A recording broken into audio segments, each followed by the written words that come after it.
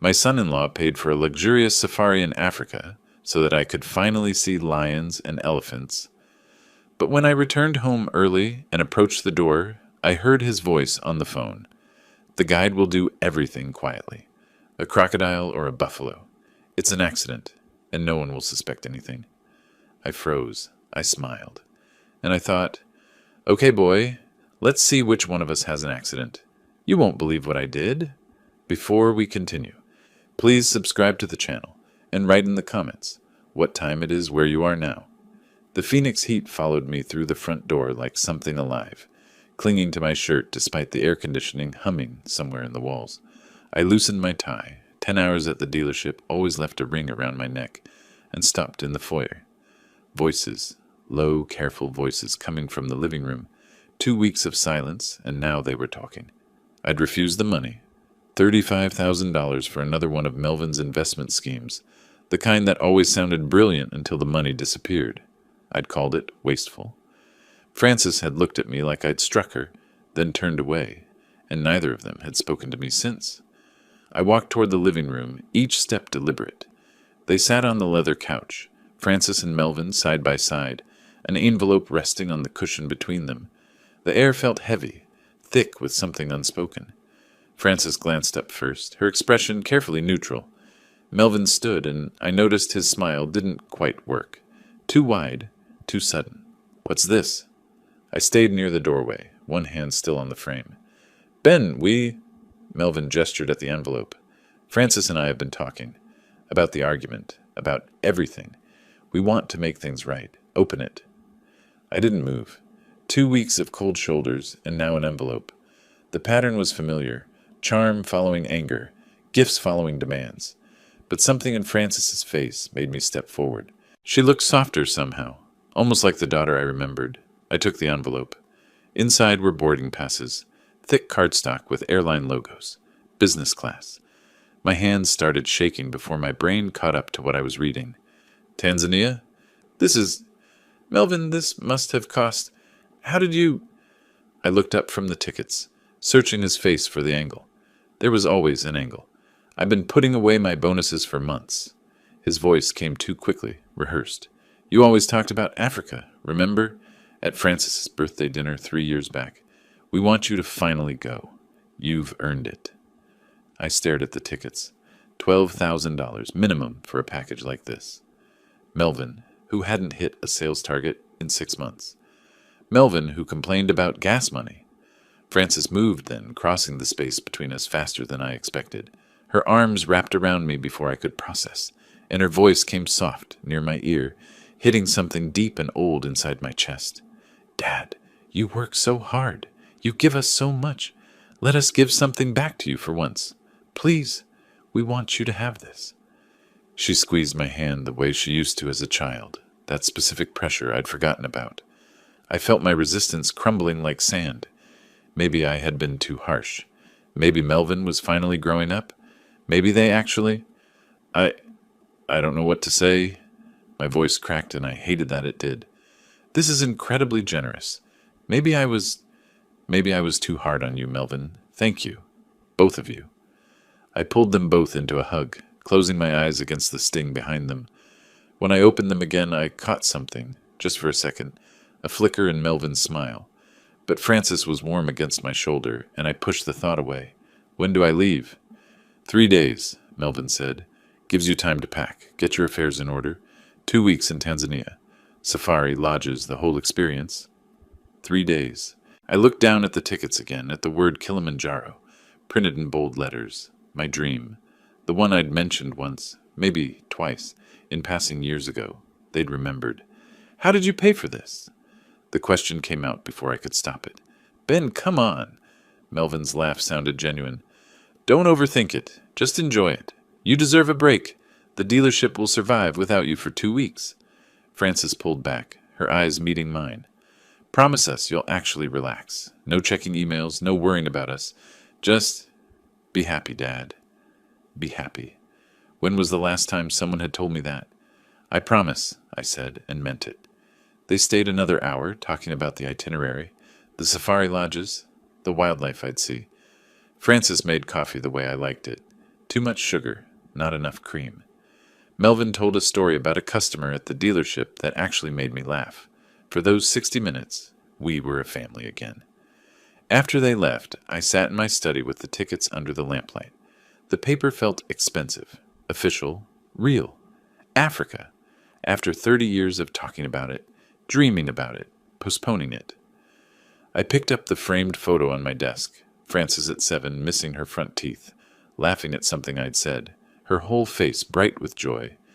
Where had that little girl gone? When had she learned to look at me with calculation instead of love? But the tickets were in my hand, heavy, real. Maybe the little girl was still there, buried under years of Melvin's influence, and maybe this gift meant she was coming back. I wanted to believe that. I needed to believe it. Tomorrow I'd start packing. Tomorrow I'd let myself feel excited instead of suspicious. Tomorrow I'd trust my daughter again. I turned off the lamp and carried the tickets upstairs, placing them on my nightstand where I could see them first thing in the morning. In the darkness of my bedroom, I touched them twice more before sleep came, just to confirm they were real. They were real. Sunlight cut through the blinds before 6, harsh and white, the way Phoenix mornings always were. I woke with the tickets already in my hand. I'd reached for them sometime in the night, half dreaming. They were still real. Tanzania was still real. I stood before my closet, pulling out khaki shirts and lightweight pants, when the memories started. The suitcase itself triggered the first one. I'd bought it 8 years ago for Frances's college graduation trip, a tour through Europe she'd been planning since sophomore year. Then Melvin appeared, and suddenly the trip was for 2. Dad, you understand, right? This is important for us. I'd understood. I'd paid for it too, just like I'd paid for everything else. 8 years. I folded a shirt and counted backward. Frances was 27 when she brought Melvin home, her eyes bright with new love, her voice asking if they could stay just temporarily until we get on our feet. I'd said yes because that's what fathers do. Temporary became permanent. The guest room became their room. My house became our house. I created a position for him at the dealership, $65,000 a year despite zero experience in sales. Watched him miss target after target while other salespeople worked weekends. The Lexus I gave them for their anniversary cost $45,000 I couldn't really spare. Their wedding, $28,000 for one day. Flowers wilting in the heat. A dress Frances wore once. A cake we ate in 15 minutes. How much had I spent? Not in dollars, though those numbers were staggering enough. How much had I spent in dignity, watching my daughter's thank you transform into, it's the least you can do? How much in hope each time I convinced myself the next request would be the last? I found one of Frances's childhood photos somehow wedged in my sock drawer. 10 years old, braces catching the light, genuine smile. I couldn't remember when I'd put it there or why. She wore her soccer uniform. I'd coached that team, spent every Saturday morning on fields across Scottsdale teaching her to pass, to shoot, to keep going even when she was tired. When had she changed? I traced the timeline while folding pants. Gradual, insidious. Small requests became demands. Could you help? Became, you need to handle this. Affection became transactional. Hugs when she needed something, silence when she didn't. I'd watched my daughter disappear for years, replaced piece by someone who looked like her but talked like Melvin. But maybe the tickets meant something. Maybe. I checked the clock. 2 hours until I needed to leave for the airport. I zipped the suitcase and carried it downstairs. The drive to Sky Harbor took 40 minutes through heat that shimmered off the asphalt. My car's thermometer read 109 degrees at 10 in the morning. At a red light on the I-10, I pulled the tickets from my jacket pocket and ran my thumb over them again. $12,000. From bonuses. Melvin hadn't hit a sales target in 6 months. How does a man failing at his job save $12,000? But I didn't turn around. I merged onto the airport access road and parked in long term, checking the tickets one more time before locking the car. Security, gate, boarding. Everything moved in a haze. Business class meant legroom, meant wine I didn't drink, meant flight attendants who smiled with actual warmth. I watched Phoenix shrink below, the city grid giving way to desert, then mountains, then nothing but clouds. Somewhere over the Atlantic, I studied the photos on my phone. Frances at 15, at 20, at 30. I could see the change happening in real time, frame by frame. The way her smile got smaller, the way her eyes got harder, the way Melvin appeared in more and more pictures until he was in all of them, his arm around her shoulders, his influence seeping into every expression on her face. Maybe I'd been unfair. Maybe I'd been so focused on what they cost me that I couldn't see them trying to give back. Maybe this was their way of saying they finally understood. Maybe. The layover in Addis Ababa lasted 4 hours. I walked the terminal in circles, too nervous to sit, too tired to think clearly. Then another flight, shorter, the cabin filled with tourists speaking German and French, and languages I couldn't identify. Tanzania appeared through the window like a painting. Vast golden plains, scattered green, mountains in the distance that could have been clouds, except they weren't moving. Mount Kilimanjaro rose in the far north, snow-capped despite the equatorial heat, impossibly beautiful. Kilimanjaro Airport was small, efficient, cooler than Phoenix but still warm. I moved through customs in a daze, got my passport stamped, collected my suitcase from a carousel that squeaked with each rotation. "Mr. West?" A man stepped forward, mid-40s maybe, fit, wearing khaki safari gear and holding a clipboard. His smile was professional, rehearsed from years of greeting nervous tourists. "Yes, that's me. Joseph, I am your guide for the safari. Welcome to Tanzania." His handshake was firm, but his eyes were already scanning my face, my posture, something I couldn't identify. "First, very important, you have your diabetes medication, yes? You took your morning dose? The altitude and heat can affect blood sugar levels. We must be very careful with your health during the safari. Very careful." I blinked. "I have everything I need. I've been managing this condition for 15 years, but thank you for the concern." Of course, of course." He checked something on his clipboard, glanced at his watch. "But I must ask, any dizziness, fatigue, unusual symptoms? The journey was very long. You must tell me immediately if you feel unwell. It is my responsibility to keep you safe." The way he said responsibility felt odd, like he was reminding himself more than informing me. But I was jet-lagged, overwhelmed by new smells and sounds, too focused on the fact that I was actually here, in Africa, after all these years. "I feel fine," I said, "just tired from the flight." "Good, good. The vehicle is outside. We drive 3 hours to the first lodge. You rest, drink water, take your medications on schedule. Very important for a man of your health condition." He reached for my suitcase and I let him take it. Through the airport doors, the African air hit me, dry, dusty, carrying the scent of distant rain and something else I couldn't name. Adventure, maybe, or possibility. Joseph walked quickly toward a Land Cruiser parked in the safari company area, checking his watch again when he thought I wasn't looking. I climbed into the passenger seat, still dizzy from travel, still carrying the hope that maybe, just maybe, my daughter had finally come back to me. The canvas walls of my tent glowed amber with dawn. I woke to sounds I'd never heard before, bird calls that weren't cardinals or sparrows, distant grunts that might have been wildebeest or something larger, wind moving through grass that went on forever. My glucose meter sat on the small camp table beside the cot. 118 mDL. Normal. I took my morning pills, dressed in the khaki shirt I'd packed specifically for this, and stepped outside. Joseph stood beside the Land Cruiser, binoculars already around his neck. "Good morning, Mr. West. Ready for your first real safari?" The next 4 days were wonder compressed into hours. Dawn drives where golden light spilled across plains that seemed to curve with the earth itself. Zebra herds moving like living rivers, their stripes blurring into motion and pattern. Elephants silhouetted against Kilimanjaro's impossible snow-capped peak. I photographed lions lounging in acacia shade, watched giraffes bend those absurd necks to drink, saw cheetahs teaching cubs to hunt. Joseph knew everything. He could identify birds by their calls, explain why elephants bathed in specific mud holes, predict where leopards would rest during afternoon heat.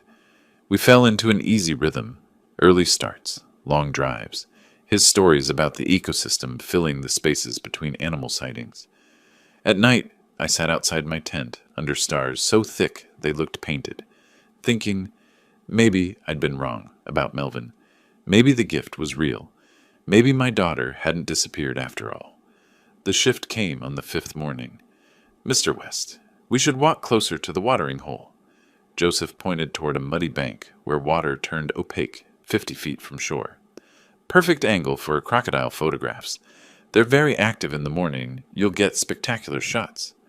I studied the murky water, the way the surface broke in places that might have been logs or might have been something else. My safari guidebook had been explicit about crocodile safety. Maintain distance. Never approach water's edge in active zones. The zoom lens works fine from here, Joseph. But the detail, the authenticity, you need proximity for that. Trust me, I've done this hundreds of times. Very safe on this bank. His insistence carried an edge I hadn't heard before. "I'm good where I am." Something flickered across his face, gone before I could name it. That afternoon he suggested approaching a buffalo herd for authentic close-up photographs. Buffalo, the animals my guidebook called one of Africa's most dangerous, unpredictable, even without provocation, responsible for more tourist deaths than lions. "Joseph, I think we maintain distance from buffalo. The guide said they're aggressive. Only if provoked. We'll be careful." But his tone wasn't careful. It was pushy. "No, we stay in the vehicle." His smile tightened. "Of course, Mr. West. Whatever you prefer." The 6th day, I woke from an afternoon nap and stepped outside for air. Voices carried across the small camp. Joseph's voice, speaking English, rapidly into his phone, pacing near the perimeter fence. "He's too careful. It's not working naturally. I can't just push him into the water. There are other tourists." "No, he won't take risks." I froze behind my tent wall. Joseph's back was to me, his body language tense, frustrated. He was reporting to someone. About me, about risks I wouldn't take, about things not working naturally. I retreated silently, my heart hammering against my ribs. Inside the tent, I sat on the cot and tried to make sense of what I'd heard. Joseph wasn't just a guide. He was... What? What wasn't working naturally? Why did he care whether I took risks? The pieces wouldn't fit together, but they rattled around in my mind, keeping me awake that night, making every distant animal sound feel threatening. On the 8th morning, I woke feeling wrong, sweating, shaking. Vision blurred at the edges. I fumbled for the glucose meter. 310 nosdl. Too high. Dangerously high. I'd forgotten last night's medication, distracted by that phone call replaying in my head. When I told Joseph I needed to leave, cut the trip short, get home, manage this properly, his face drained of color. "Mr. West, that's not necessary." He spoke too fast, hands gesturing. "We have excellent medical care at the main camp. Dr. Kamau, very experienced with diabetes. You don't need to leave. You paid for 2 weeks. You should stay. Let us take care of you here. I'm booking a flight home. Tomorrow, if possible. Please reconsider. This is manageable. We can. Joseph." I kept my voice level. "I'm going home." His professional mask cracked. For just a moment, I saw something that looked like panic. I spent my last day arranging the early departure, changing the Ethiopian Airlines ticket, packing while Joseph hovered, making increasingly desperate suggestions. Drive to the medical camp first. Wait another day to see if the levels stabilize. Extend just 3 more days. Something was wrong. Very wrong. I didn't understand what, but every instinct I'd developed in 40 years of business negotiations was screaming at me to get out. The plane lifted off from Kilimanjaro the next afternoon. Through the window, Tanzania shrank below, golden and beautiful and somehow sinister. I'd escaped something. I knew that much. But what? The question followed me across the Atlantic, through the layover in Addis Ababa, all the way home. The Phoenix night air hit me at 12:40 a.m., still 85 degrees even at this hour, dry heat radiating from concrete. I stood outside Sky Harbor's terminal, exhausted down to my bones. 30 hours of travel. Jet lag pulling at my thoughts like weights. But my glucose levels had finally stabilized, and I was home. I hadn't called Francis or Melvin, wanted to surprise them, show up early, maybe have breakfast together. Part of me hoped to catch genuine relief on their faces when I walked through the door. The taxi ride through empty Phoenix streets took 40 minutes. Dawn was just beginning when we pulled onto my quiet Scottsdale street, the sky shifting from black to deep purple, stars fading. 6:25 a.m., according to my watch. I paid the driver quietly, hefted my suitcase from the trunk. My house looked peaceful. Porch light still on. Francis's car in the driveway, everything normal. I used my key on the garage side door, not wanting to startle them awake with the front entrance. The house was dim, silent except for voices from the kitchen. I checked my watch again. 6:30 a.m. Who was awake this early? I left the suitcase by the garage entrance and moved toward the sound, walking carefully across tile floor in my travel-worn shoes. The kitchen door was slightly ajar, light spilling through the crack. I raised my hand to push it open. Melvin's voice stopped me cold. "Tomorrow's the day. The old man should be done for." I froze, my hand suspended in air. Through the crack, I could see Melvin's back, phone pressed to his ear, pacing near the coffee maker. "The guide I hired will handle it, make it look like an accident.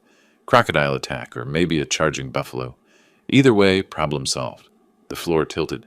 My legs went numb. "Yeah, I know, 12 grand was steep, but it's an investment, right?" Melvin laughed. Actually laughed. "Once he's gone, we get the house. Worth at least $850,000. Plus the dealerships, the accounts, everything. Francis already lined up a notary who can rush the probate. We're talking 4, maybe 5 million total. Worth every penny." I couldn't breathe. Couldn't move. The kitchen, the hallway, my entire world compressed into that crack in the door, and Melvin's casual voice discussing my murder like a stock trade. "Francis, she's fine with it. She was the one who suggested it, actually." His tone shifted, almost admiring. "Said we've waited long enough that her father's had a good run. We deserve to live our lives now, not wait another 20 years for the old man to kick off naturally."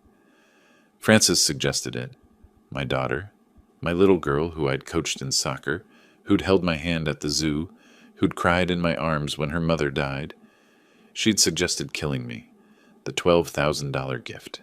Not reconciliation, not love. Assassination. They'd sent me to Africa to die. Joseph wasn't a concerned guide checking my health. He was an executioner, assessing his target. The watering hole, the buffalo herd, the desperate phone call when I proved too careful to kill easily. 8 years of supporting them, giving them everything. A home, jobs, money, love. And they'd repaid me by plotting my death. I stood paralyzed for 30 seconds. That felt like 30 years. Through the crack, I saw Melvin laugh again at something the person on the phone said.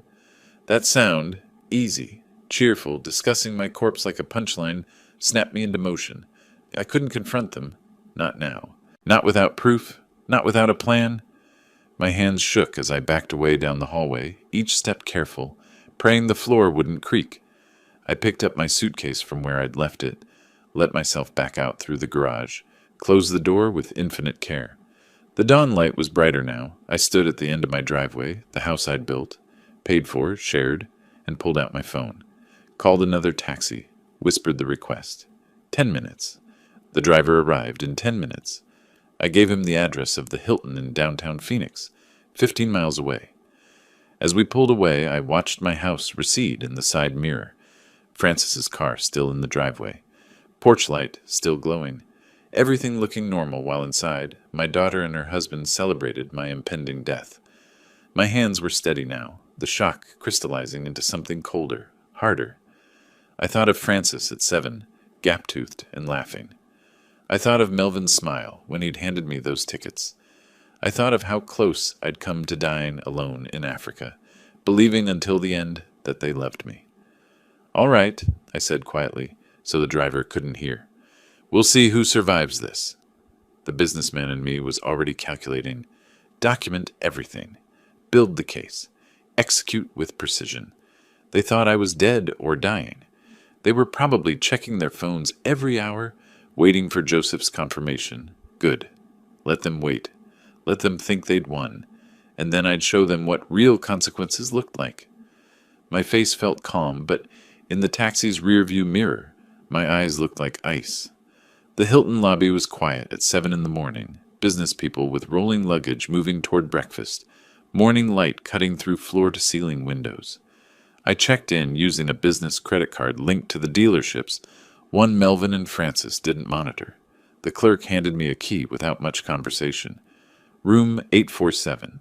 In the elevator, I caught my reflection in the polished doors. Rumpled clothes from 30 hours of travel, gray stubble, eyes that looked ancient, but underneath the exhaustion, clarity, cold, hard clarity. For 2 days, I didn't leave that room. August 10th and 11th blurred together. Room service trays stacking up, legal pad filling with notes. I wrote everything I knew. The $12,000 gift, Joseph's excessive health questions, the dangerous suggestions at the watering hole, the overheard phone conversation, 8 years of financial history, timelines, amounts, dates. I was building a case, not for police, but for myself. My phone buzzed occasionally. Francis, "Dad, are you okay? Haven't heard from you in days." I didn't respond. Let them wonder. Let them worry that something went wrong in Tanzania. The businessman in me took over. This was like planning a hostile takeover, except the target was my own family. By the morning of August 11th, I'd identified the problem. No concrete evidence. The overheard conversation wasn't recorded. Joseph was in Tanzania, probably paid and gone. If I went to police now, Melvin would claim it was a joke, hyperbolic venting. Francis would cry, play confused. They'd accuse me of paranoia, diabetes-related confusion, old age. A criminal trial takes years, costs hundreds of thousands, destroys everyone publicly, might fail. But there was another way. I didn't need criminal court. I needed civil control. My money, my property, my business, my terms. August 12th, I researched family law attorneys in Phoenix. Found Rick Holloway, 52, partner at a mid-sized firm specialized in estate planning and family disputes. Reviews praised his aggressive representation. Consultation fee, $450 per hour. Expensive, necessary. I booked an appointment for 2 that afternoon. His office occupied the 14th floor of a glass tower downtown. The waiting room had leather chairs and a view of the mountains. At exactly 2 o'clock, Holloway's assistant showed me into his office. More glass walls, more mountain views, a desk that probably cost more than most people's cars. Holloway stood, shook my hand. Gray hair, expensive suit, eyes that assessed quickly. "Mr. West, what can I do for you?" I told him everything. The tickets, the safari, Joseph's behavior, the overheard murder plot. He listened without interruption, pen moving across his legal pad, expression neutral, but the writing getting faster as the story unfolded. When I finished, he set down his pen and leaned back. "Mr. West, I believe you. But belief doesn't win cases. What you have is testimony about an overheard conversation, inadmissible in criminal court, easily denied. However," he paused, steepled his fingers, "you don't need criminal court. You need asset protection and estate control. That we can do immediately and legally." "Explain." "Here's how this works. You fire Melvin tomorrow. Arizona is at-will employment. You don't need to give a reason. You reclaim any property titled in your name. You change your will to disinherit Francis completely. You watch them panic. When people are desperate, they make mistakes. Let them hang themselves." I nodded slowly. Yes, this was war, but fought with paperwork and lawyers, not violence. Cleaner, more permanent. "How quickly can we change the will?" Holloway checked his watch. "I can draft it this afternoon, have it witnessed and notarized by end of business today. The moment you sign, it's legally binding. Francis goes from inheriting $2 million to inheriting $1. Quite a change. $1. The minimum required to prevent a successful contest. Do it." He worked for 2 hours while I sat in his conference room drinking coffee that tasted like it cost $20 a cup. Through the glass wall, I watched him typing, making phone calls, printing documents. At 4:30, he returned with a stack of papers. "Your new will. Your current estate is worth approximately $4.5 million. 3 dealerships, the Scottsdale house, investment accounts, retirement funds. The old will split everything 50-50, half to Francis, half to various charities. This new version gives Francis exactly $1, with the remainder divided among organizations focused on elder abuse prevention." Elder abuse prevention? Fitting. He called in 2 associates to witness. I signed 3 copies, each signature crossing out my daughter's future. The pen scratched across paper with finality. A notary stamped the documents with officialness that felt like closing a vault. "One more thing," Holloway said as I prepared to leave. "Don't tell them you know. Play dumb. Let them think they're safe. Watch what they do when they believe they've gotten away with it. You'll learn everything you need to know about who they really are." I shook his hand. "Thank you." "My pleasure. And Mr. West, they tried to kill you for money. $1 is generous." I took a taxi back to the Hilton. In my room, I sat on the bed, holding copies of the new will. 8 years I'd supported them. A home, jobs, money whenever they asked, and they'd repaid me by trying to make me crocodile food in Africa. Frances's face floated through my mind. 7 years old, missing her front teeth, laughing. That little girl was gone. Had been for years. Maybe she'd never really existed the way I remembered. I put the will in my suitcase and tried to sleep. Tomorrow, I'd face them. Tomorrow, the real game would begin. August 14th, 6 o'clock in the evening, I sat on my hotel bed, phone in hand, composing a text message to Frances. My thumb hovered over the screen. This was the opening move. Once I sent this, there was no going back. I typed carefully. "Dear Frances, arriving home tonight. Flight delayed a week due to technical problems in Africa. Will be home around 9 p.m. Love, Dad." Read it twice. Press send. The message delivered immediately. I watched the screen. 3 minutes passed. Then, "Dad, we were so worried. Can't wait to see you." The heart emoji felt obscene. I didn't respond. At 7:30, I checked out of the Hilton. Thanked the front desk clerk who'd been professionally distant for 4 days.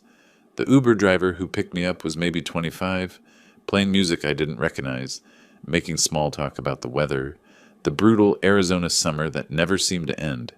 He had no idea his passenger was a man returning from the dead to haunt his would-be murderers. I tipped him $40 when we reached Scottsdale. He seemed surprised, grateful, the last normal human interaction I'd have before stepping into my war zone of a home. At 9:15, deliberately 15 minutes late to increase their anxiety, the Uber pulled into my driveway. Every light in the house was on. They were waiting, watching through windows probably, wondering if I was real or some kind of mistake. I took my suitcase from the trunk and stood for a moment, looking at the place I'd built 30 years ago, paid for with sweat and 18-hour days at the dealerships, shared freely with a daughter I'd loved more than anything. 4 days ago, I'd walked away heartbroken, devastated. Now I was returning as something else, something colder, an architect of justice. I walked up the front steps, key already in hand, and opened the door. "I'm home!" Frances and Melvin appeared from the living room like they'd been launched. Their expressions hit in sequence, perfect theatrical progression. Shock first, faces draining of color so fast I could almost see blood retreating, mouths opening slightly in that cartoon surprise that would be funny if it weren't so damning. Then confusion, brains struggling to process impossibility. He's supposed to be dead, torn apart by crocodiles or trampled by buffalo. Why is he standing here with a suitcase looking tired but alive? Then fear, naked and raw and unmistakable, before desperate smiles plastered over everything like masks they'd grabbed at the last second. "Dad!" Frances rushed forward, movements too fast, too jerky. "Oh, thank goodness you're home. We were beside ourselves with worry. You didn't answer any of our texts. We thought something terrible happened." She wrapped her arms around me. Her whole body trembled like she was freezing in 100-degree Phoenix heat. Melvin hung back near the living room entrance, one hand gripping the doorframe like he needed support. "Ben, what happened? With the flight delay, I mean. We expected you back days ago. We were going to call the embassy or something." He was fishing, desperate to understand why I was alive, how their plan had failed, whether their cover was blown. I smiled, let Frances step back, and launched into my carefully prepared story. "I'm so sorry for worrying you both. The safari was absolutely incredible. Everything I dreamed of and more." I gestured toward the living room. "Can we sit? I'm exhausted." We moved to the couch. I deliberately took my usual spot, forcing them to sit across from me where I could watch their faces clearly. "Africa was magnificent," I continued. "The lions, the elephants, watching the sun rise over Kilimanjaro.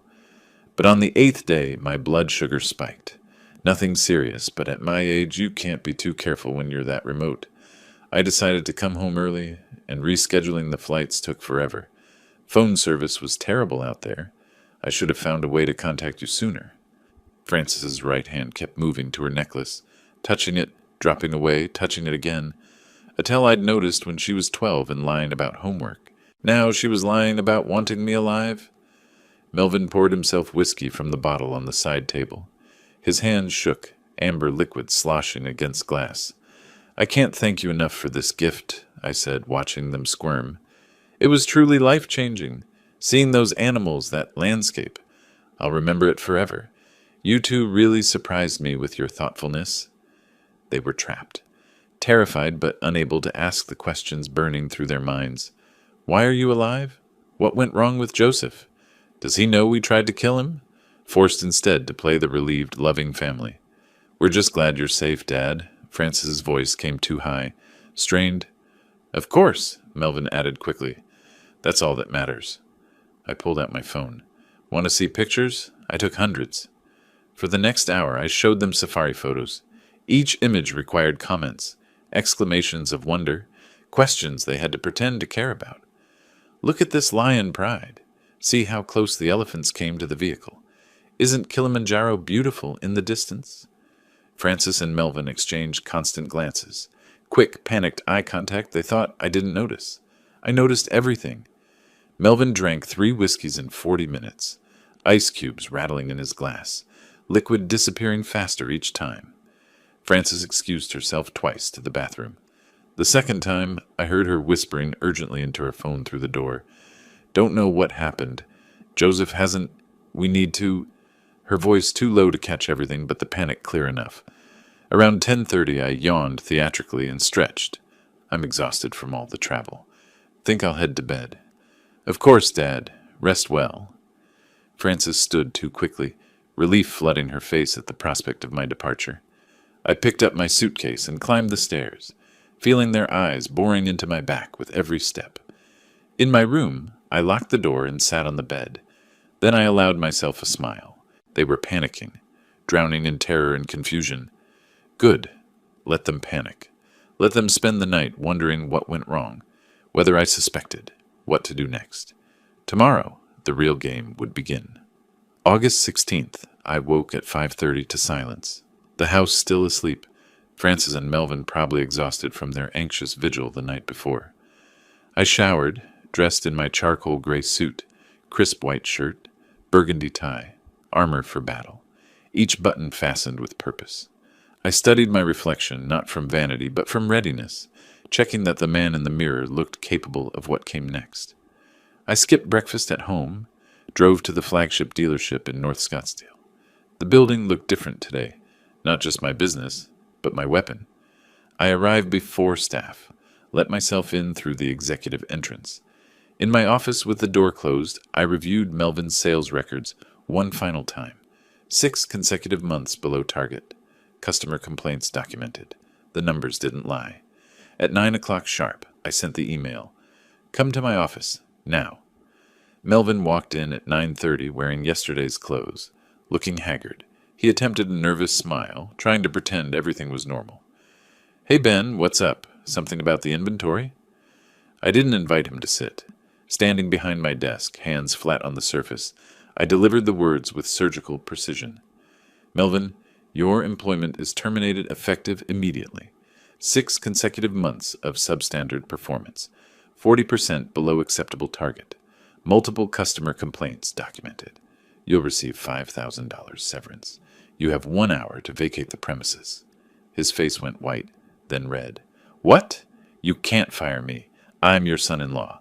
Frances will never forgive you for this. That familial connection is precisely why I tolerated your incompetence for so long. But this is a business, not a charity. Sign the severance agreement or leave with nothing. Your choice. He sputtered, tried to argue, to plead. I pressed the intercom. Security to my office, please. 2 guards arrived within minutes.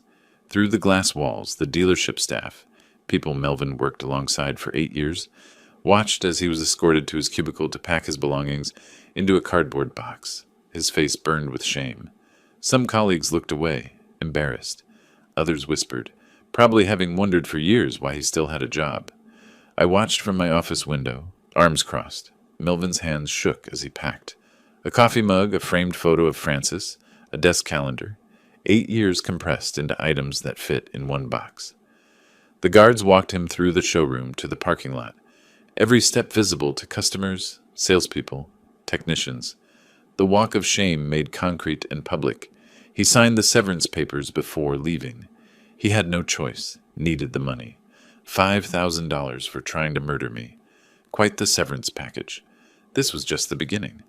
That afternoon at 2 o'clock, while Melvin was still processing his termination, Rick Holloway's office sent a certified letter to my home address. Francis would sign for it. Francis would panic. The letter was formal, detailed, devastating. It informed them that the 2022 Lexus ES 350 they'd been driving remained titled in my name. As property owner, I was exercising my right to reclaim the vehicle. They had 48 hours to surrender keys and registration, or I'd report it as unauthorized use. Signed by Holloway with his bar number prominently displayed. Legal. Binding. Merciless. I arrived home at 7 to chaos. Frances was in the living room. Mascara streaked down her face. The letter crumpled in her fist. Melvin paced like a caged animal, still carrying his cardboard termination box, the pathetic remnants of 8 years visible through the open top. The moment I entered, Frances screamed, "What are you doing? You fired him. Now you're taking our car? How are we supposed to live?" I set down my briefcase calmly, loosened my tie with deliberate slowness. My voice came quiet, controlled, more devastating than shouting could ever be. The car is titled in my name. When I purchased it 3 years ago, I kept the title for insurance purposes. That makes it legally mine. I'm simply reclaiming my property. Melvin exploded, crossing the room toward me before catching himself. We've done so much for you, taken care of you. This is how you treat family?" I looked at him with cold eyes and asked the question that made them both freeze. "Helped me? I want you to explain that, Melvin. Tell me one specific thing, just one, that you've done for me in 8 years. I'm genuinely curious." Silence fell like a guillotine. Melvin's mouth opened, closed. He looked at Frances. Frances looked back, equally helpless. We've been here. Francis has," he stammered, trailing off into nothing. 8 years of living rent-free. 8 years of generous salary he hadn't earned. Vacations I'd paid for. Car I'd provided. Wedding I'd funded. They'd taken everything and given nothing. The silence stretched until it became unbearable for them. I nodded slowly. "Exactly. You have 48 hours to return the car. Keys and registration to Rick Holloway's office. I'd start making arrangements if I were you." I walked upstairs, leaving them in stunned silence, each step deliberate. Not rushed, just finished with them. As I closed my bedroom door, I heard Frances whisper, voice breaking. "He knows. Oh no, he knows something. The way he's acting, the timing. He knows about Tanzania." Yes, Frances, I knew everything. And this was only the first strike.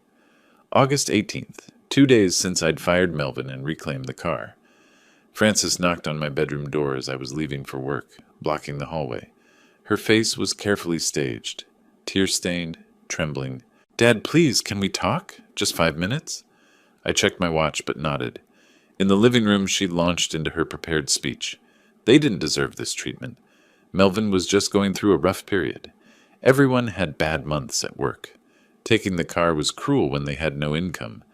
She cried, real tears, because her situation was genuinely desperate. I listened without expression, then responded with devastating calm. "A rough period? Francis, Melvin has lived in my house rent-free for 8 years, driven my car, worked at my business earning more than he deserved. This isn't a rough period. This is consequences for years of taking advantage." Her face crumpled. I left for work. That evening she tried again, but the tactics had changed. Melvin stood behind her like backup, and her tone shifted from pleading to aggressive. "If you don't stop this, we'll get a lawyer. We have rights. You can't just throw us out, take our things. There are laws about this." I actually smiled. Cold. No warmth in it. "By all means, hire an attorney. I'm curious what they'll tell you. I'll even give you a recommendation. Rick Holloway, excellent family law attorney. Oh, wait, he's already representing me. The implication was clear. I'd already locked down legal protection. They were playing a game where all the pieces belonged to me. 2 days later, on August 20th, they scraped together $200 for a legal consultation. I found the receipt later. Gary Chen, solo practitioner, strip mall office near downtown Phoenix. I could imagine the scene. Francis and Melvin sitting across from some overworked attorney in a cluttered office, fluorescent lights humming, explaining their situation, hoping for different news than what they were about to receive. They returned home that evening looking devastated. The attorney had confirmed what they feared. I held all the cards legally, Arizona at will employment, car titled in my name, my house, my rules. They had no case. They'd wasted their $200. That night, Melvin made his final desperate move. I woke around 2 in the morning to a sound downstairs. Subtle, careful. I stayed in bed, listening. Footsteps in my study, drawers opening, the soft click of a filing cabinet. Melvin was searching for documentation. The new will, bank records, anything he could use as leverage. I smiled in the darkness. Every important document was in Rick Holloway's office safe. Melvin would find nothing except old tax returns and dealership brochures. 20 minutes later, the footsteps retreated. His bedroom door closed quietly. He'd found nothing. Over the next 4 days, I watched them unravel.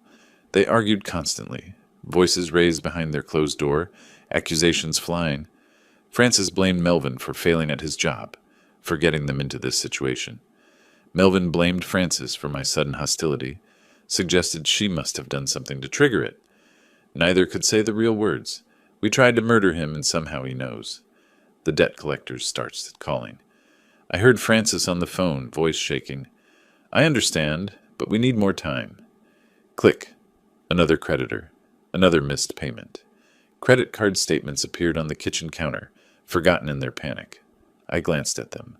$18,000 in combined debt. Minimum payments they couldn't make without Melvin's income. Uber charges piling up. No car meant every trip cost money they didn't have. They ate my food but avoided me at mealtimes. The few times we crossed paths, they couldn't meet my eyes. The atmosphere in the house was toxic, poisonous, waiting for the next blow to fall. I observed it all with quiet satisfaction. Watching them destroy each other was almost as satisfying as destroying them myself. One evening, their argument crescendoed loud enough that I heard through the walls. "This is your fault," Francis screamed. "If you'd just done your job properly, hit your targets, he wouldn't have had an excuse to fire you." "My fault?" Melvin's voice was defensive, angry. "What did you do to make him turn on us like this? He was fine until Tanzania. Something happened. Something you're not telling me. Did he figure out what we—" He stopped himself, but the implication hung in the air. Silence fell in their room. I stood in my study, listening to their fear, and allowed myself a moment of cold satisfaction. They were tearing each other apart.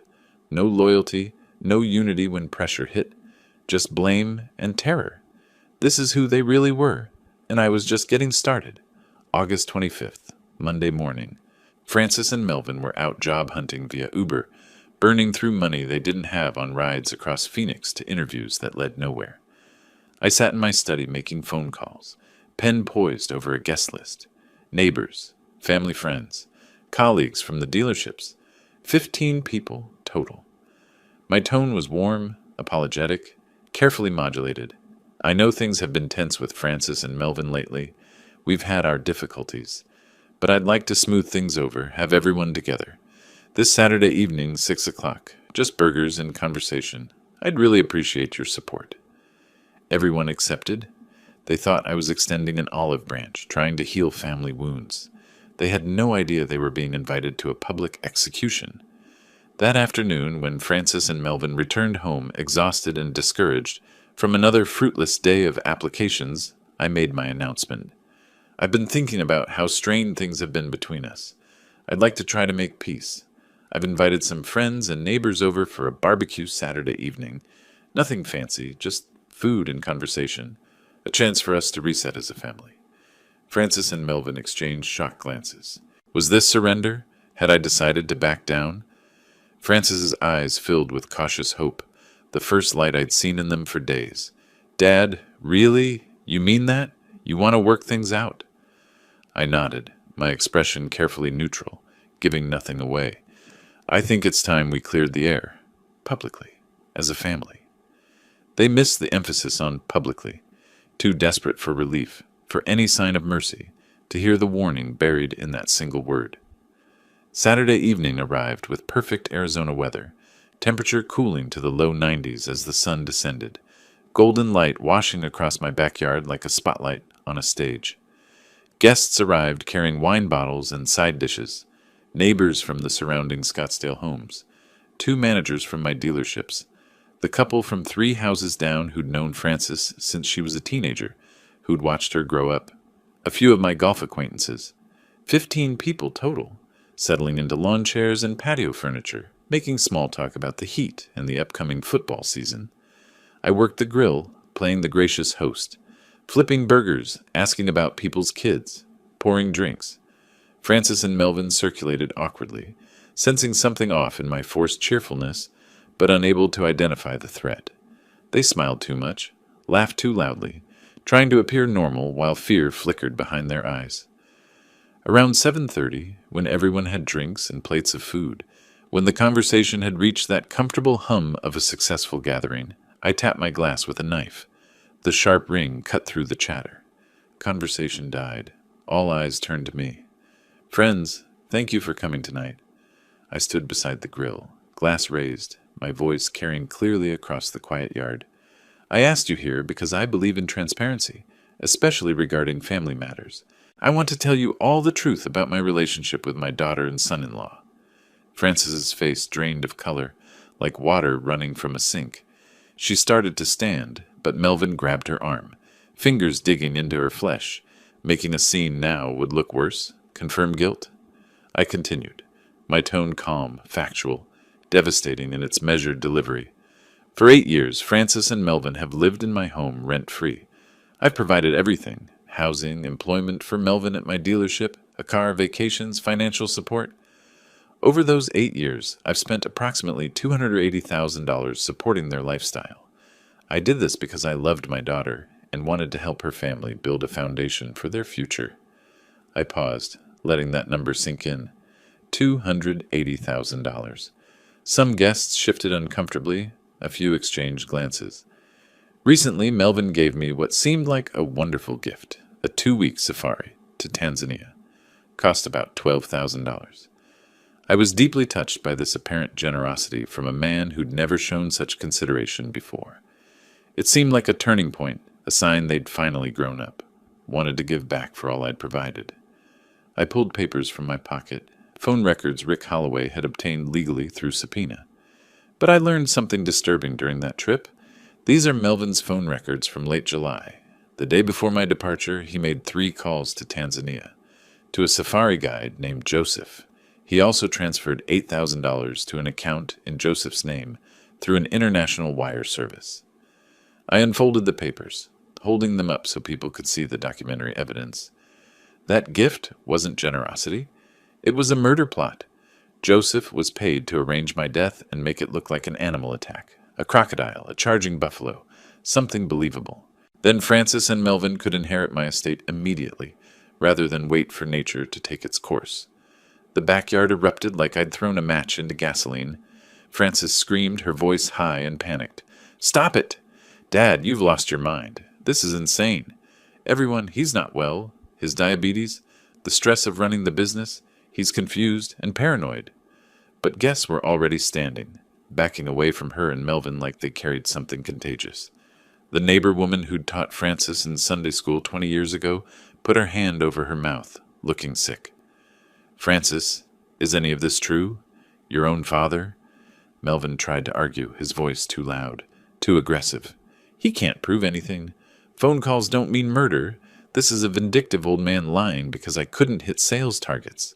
You all know how he is. Controlling, demanding." But my calm presentation, the documentary evidence in my hands, the obvious pain in my carefully controlled voice, it was compelling in a way their denials weren't. One of the dealership managers shook his head slowly, disgust written across his face. Ben, I don't know what to say. I'm so sorry you went through this. If you need anything, character statements, testimony for any legal proceedings, you let me know. Guests began leaving, some quickly, hurrying to their cars without looking back, eager to escape the toxicity. Others paused to squeeze my shoulder, express shock or sympathy, promised to call. Within 20 minutes, the yard was empty except for me, Frances sobbing on a patio chair with her face buried in her hands, and Melvin standing frozen near the now-cold grill. Exposed, ruined, their social death complete. Everyone in Scottsdale would know by morning. The story would spread like wildfire through their social circles, their professional networks, every connection they'd built over the years. The next morning, Rick Holloway delivered the official eviction notice to the front door. 30 days to vacate the premises. August 28th, 3 days after the catastrophic barbecue. Frances and Melvin had spent those days in their bedroom, phones turned off, hiding from the world they could no longer face. They'd found a studio apartment in a rundown complex near 27th Avenue and Indian School Road, far from Scottsdale's manicured comfort. $950 per month for 400 square feet, bars on the windows, sirens at night. The kind of place they'd never imagined living. It was all they could manage. The packing was brutal and revealing. Frances stood in her childhood bedroom, the room where she'd grown up, dreamed, become who she was, and realized she was leaving it forever. Every item she packed reminded her of what she'd thrown away. She found a photo album from her 16th birthday party. Me smiling, arm around her shoulders, so proud of my little girl.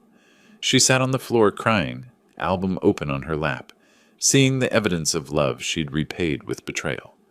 In the garage, Melvin threw tools and sporting equipment into boxes with angry violence. Golf clubs I'd bought him, camping gear I'd funded, each item a reminder of my generosity he'd never appreciated, never earned, never deserved. They weren't just moving out. They were confronting 8 years of unearned privilege, now ending. On the evening of August 29th, their second-to-last night in my house, Frances made a decision. She'd lost everything else. She had to try one final time to reach her father. Around 8 o'clock, she knocked on my study door. I was at my desk reviewing dealership reports, life moving forward without her, as it would continue to do. "Dad, can I talk to you, please?" Her voice cracked on the last word. I looked up, expression unreadable, but nodded. She entered and did something she hadn't done since childhood. She dropped to her knees beside my desk. Tears streamed down her face. Real tears, not the manipulation she'd perfected over the years. "Dad, I'm so sorry. I was blind and selfish and cruel. Melvin convinced me you owed us, that we deserved everything, but I know that's not an excuse. What we tried to do, I can't even say it out loud. It's unforgivable. But I loved you. I still love you. I lost my way. I'm so sorry." I looked at my daughter on her knees and felt something crack inside me. Not forgiveness, but recognition of shared pain. I saw the little girl who'd brought me dandelions from the yard, declaring them more beautiful than store-bought flowers, who'd cried when her goldfish died and asked if we could have a funeral, who'd hugged me so tight when I dropped her off at college, whispering, "I'll make you proud, Daddy." But I also saw the woman who'd conspired to murder me for money, who'd valued early inheritance over my life, who'd spent 8 years taking and never giving back. The two images couldn't reconcile. My voice was quiet when I spoke, each word carefully chosen. "Frances, I loved you more than anything in this world. I gave you everything I had, not just money, but trust, faith, belief in who you could become. You chose greed over that love. You decided my death was worth it if it meant accessing your inheritance a few decades early." I paused, feeling the full weight of those words. I can't forgive that. Not today. Maybe not ever. Maybe someday, years from now, when you've rebuilt your life without my support, proven you can be someone worth forgiving. Maybe then, but not now. You need to leave my house. Figure out who you really are without my money cushioning every fall. Earn back your self-respect. Then we'll see. Frances nodded, understanding she'd get no more than this possibility of distant, uncertain redemption, more than she deserved, less than she wanted. She stood and walked out, closing the door softly behind her. The next morning, August 30th, they loaded the last boxes into their rental van. 10 o'clock, already heating toward another Phoenix scorcher. I watched from my study window as they made final trips. Melvin never came to say goodbye. His pride wouldn't allow it, even now. He'd learned nothing, blamed everyone but himself. Frances paused at the door one final time, looked back at the house where she'd grown up, at the window where she could see my silhouette. She raised one hand in farewell or acknowledgement or apology. I didn't wave back. The van pulled away, exhaust pipe rattling, overloaded with their possessions. I watched until it turned the corner and disappeared from view. A week later, early September, I sat on my back patio, in the morning coolness before the heat arrived, coffee cup warm in my hands. The house was silent, truly silent for the first time in 8 years. The kind of peace I'd forgotten existed. I'd changed all the locks, installed a new security system, reclaimed every room, made the house mine again. Rick Holloway had confirmed everything was finalized, the new will executed and filed with the county. Frances receives exactly $1. The remaining $4.5 million goes to the Dignity Foundation, a charity supporting elderly victims of family financial abuse. I'd chosen the name myself, seemed appropriate. I didn't feel victory or joy. Those emotions were too simple for what I'd been through. I felt justice, balance, the restoration of order to a world that had been chaos. My life was my own again. In my calendar, I'd marked a date in October. Australia, solo, self-funded, genuinely for myself. Not a gift with hidden strings. Not someone else's agenda disguised as generosity. Just an old man seeing the world while he still could. I'd learned the lesson I needed. Love doesn't mean allowing others to exploit you. Boundaries aren't cruelty, they're self-respect.